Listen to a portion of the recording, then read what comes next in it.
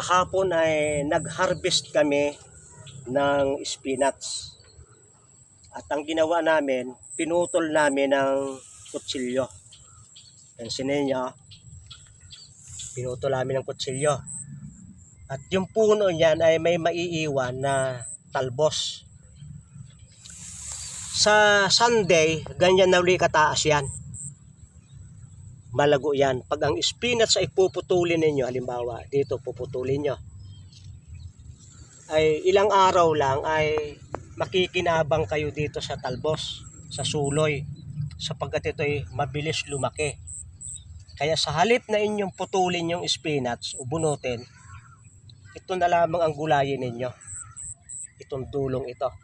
At pagkaraan ng 4 days, mapuputol na ninyo, dumami na itong ganito. At pagpuputulin nyo, mag-iiwan kayo ng kaunti para sumuloy. Ilang buwang kayong makikinabang sa spinach. Ay yung iba'y binubunot, ay di, minsan lang. Samantalang ito ay pwedeng maparami. Kaya tingnan nyo, ito'y paglubog ng araw lang kahapon namin kinawan, ay medyo malago na. Ito'y Linggo, Lunes, Miyerkules, malago na ito. Ito'y green na uli.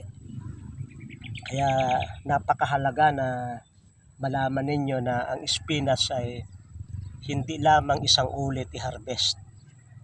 So, yung iba ay maramihan yung pagtatanim at ganito pa lamang kalalaki ay binubunot na sapagkat malimit at binibigkis-bigkis. Pinako ng 4 kilo. Okay din yon. Pero ito'y kaunti lamang yung aming itinanim. Ilang kilo yung na-harvest namin kahapon sa ganitong panaplat. At yung mga maliliit sa Sunday, ang lalaki na uli niyan. At plus, hindi yung mga suloy na yan, mahaharvest na namin uli sa Sunday. Kaya kayo laging may gulay, yung ganito kalaking plat, karaming puno, ay pwede kayong supplyan ng dahon na ilang ulam sa isang linggo. Makakatipid kayo sapagkat ngayon ay sobrang mahal ng gulay. At ang mga gulay ay hindi maganda ang pagkatanim.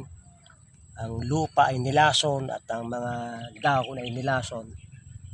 Ay hindi kagaya ng spinach, pwede siyang masurvive na walang insecticide. Kaya sa inyo na gusto magtanim ng spinach, makakabili kayo sa Ahaba Healing Hand Shop sa Shopee.